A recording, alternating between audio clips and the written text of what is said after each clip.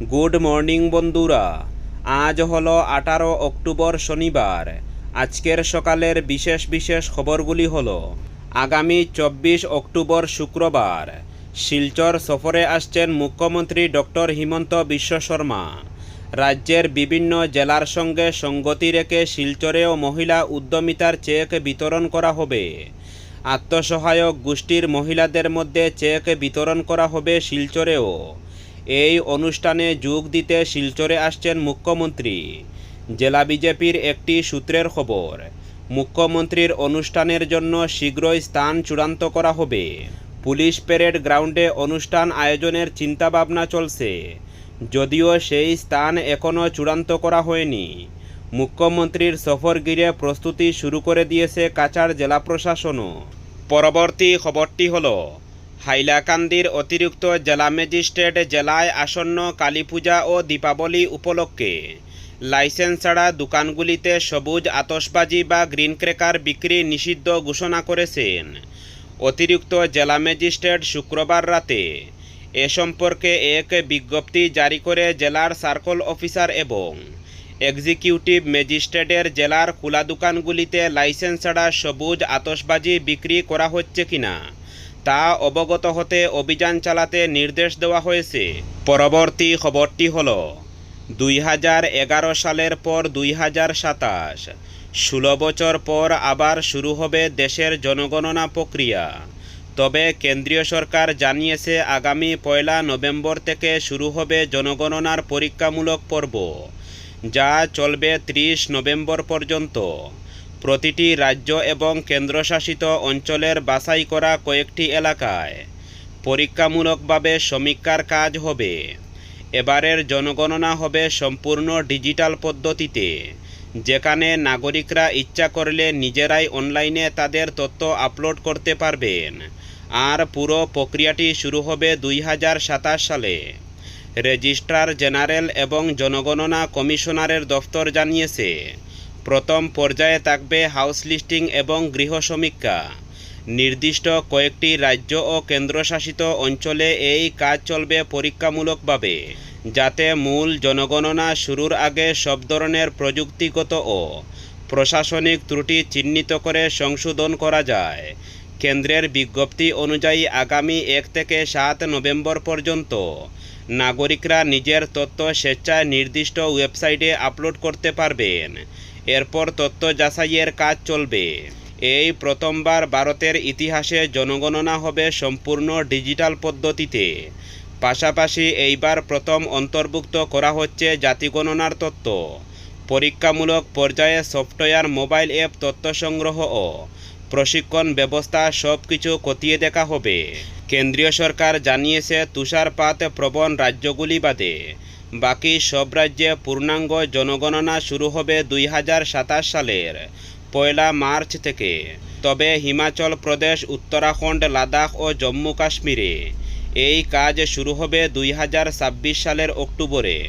পরবর্তী খবরটি হল, প্রধানমন্ত্রী আবাসের ইকেওয়াইসি করার নামে রাতে হতদরিদ্রের বাড়িতে গিয়ে অর্থ আদায় জিপির ট্যাক্স কালেক্টরকে নিয়ে গ্রুপ সদস্যের। এমন অভিযোগ উঠেছে দক্ষিণ সৈয়দপুর জিপির গ্রুপ সদস্য রাকিব আহমেদের বিরুদ্ধে। এমনকি টাকা নেওয়ার একটি ভিডিও সামাজিক মাধ্যমে ভাইরাল হয়েছে। বৃহস্পতিবার রাত 1টায় জিপির দনেহরি 2য় খণ্ডের মুরতাখাল এলাকার নজরুল ইসলাম লস্কর নামে এক ব্যক্তির ঘরে গিয়ে ইকেওয়াইসি করা নামে ট্যাক্স কালেক্টর খৈরুল হক লস্কর সহ আরেকজনকে নিয়ে বাড়িতে পৌঁছেন রাকিব। কিছুক্ষণ পর ওই ব্যক্তি সুনাই আঞ্চলিক পঞ্চায়েত সভাপতির প্রতিনিধি মেহবুব আলম লস্কর ও জেলা পরিষদ সদস্যার প্রতিনিধি রাকা মজুমদারকে বিষয়টি ফোনে জানালে তারা বাড়িতে পৌঁছেন। তাদের কাছে পুরো বিষয়টি জানান এবং ইকেওয়াইসির জন্য 500 টাকা নিয়েছেন রাকিব বলেও জানান। শুক্রবার ট্যাক্স কালেক্টর ও গ্রুপ সদস্যের কর্মকাণ্ডটি ভিডিও নজরে আনেন। এমন খবর পেয়ে বিডিও জিপি কার্যালয়ে পৌঁছেন। বিষয়টি তদন্ত করে বিহিত ব্যবস্থা নেবে বলে আশ্বাস দেন। এদিকে জিপির আঞ্চলিক পঞ্চায়েত সদস্য তথা সভাপতির প্রতিনিধি মেহবুব আলম জানান, ইকেওয়াইসি করতে কোনো পয়সার প্রয়োজন হয় না। তাই কোনো ব্যক্তি যদি টাকা দাবি করেন তার বিরুদ্ধে রুখে দাঁড়াবেন, প্রয়োজনে আইনি ব্যবস্থা নিতে পিছপা হবেন না। পাশাপাশি তিনি বিষয়টি গুরুত্ব সহকারে দেখার জন্য ব্লক আধিকারিকের দৃষ্টি আকর্ষণ করেন। রাত 2টায় মানুষকে ঘুম থেকে তুলে ইকেওয়াইসির নামে অর্থ দাবি এবং হয়রানি করার প্রতিবাদ জানিয়ে কড়া পদক্ষেপ নেওয়ার জন্য খণ্ড আধিকারিকের কাছে দাবি রাখেন রাখা মজুমদার।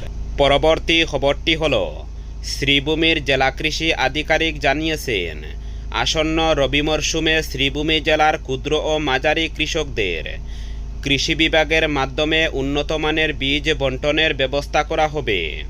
ইচ্ছুক কৃষকদের বিস্তারিত জানার জন্য নিকটবর্তী কৃষি সম্প্রসারণ কর্মী বা সংশ্লিষ্ট কৃষি উন্নয়ন আধিকারিক অথবা শ্রীভূমি জেলা কৃষি আধিকারিকের কার্যালয় ও রামকৃষ্ণনগরের মহকুমা কৃষি আধিকারিকের কার্যালয়ে যোগাযোগ করতে আহ্বান জানিয়েছেন জেলা কৃষি আধিকারিক।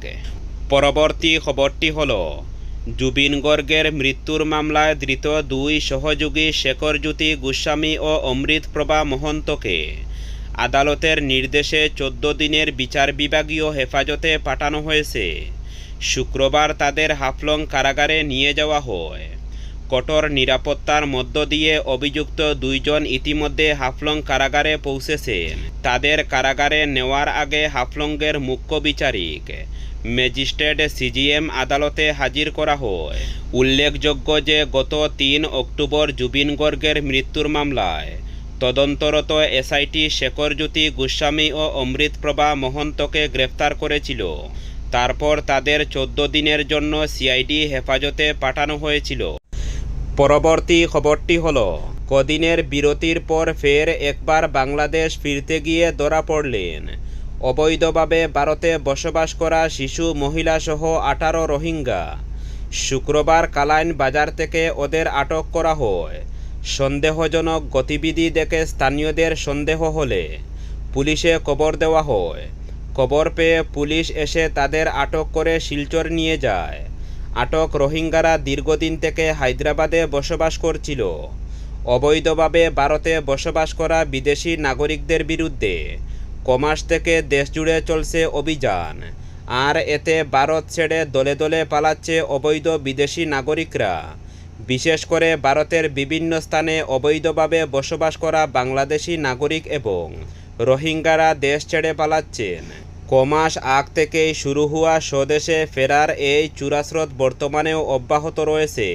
পরবর্তী খবরটি হল, Chowdhury eye hospital and research centre ও ইয়াসির সহযোগিতায় আগামীকাল রবিবার বাঙ্গারপাড়ের আহমেদিয়া আদর্শ বিদ্যানিকেতনে বিনামূল্যে চোখের ছানি শনাক্তকরণ শিবির অনুষ্ঠিত হবে। শিবির শুরু হবে সকাল 10টায়, চলবে দুপুর 1টা পর্যন্ত। চক্ষু বিশেষজ্ঞদের তত্ত্বাবধানে হবে ছানি শনাক্তকরণ। ক্যাম্প ম্যানেজার দেবজ্যোতি দাস গোটা কর্মসূচি পরিচালনা করবেন। ছানি পড়া রোগীদের জন্য ফ্রি অপারেশনের সুবিধাও থাকবে। এই শিবিরে অংশগ্রহণের জন্য চক্ষু রোগীদের প্রতি আহ্বান জানিয়েছেন ডক্টর এইচ কে চৌধুরী।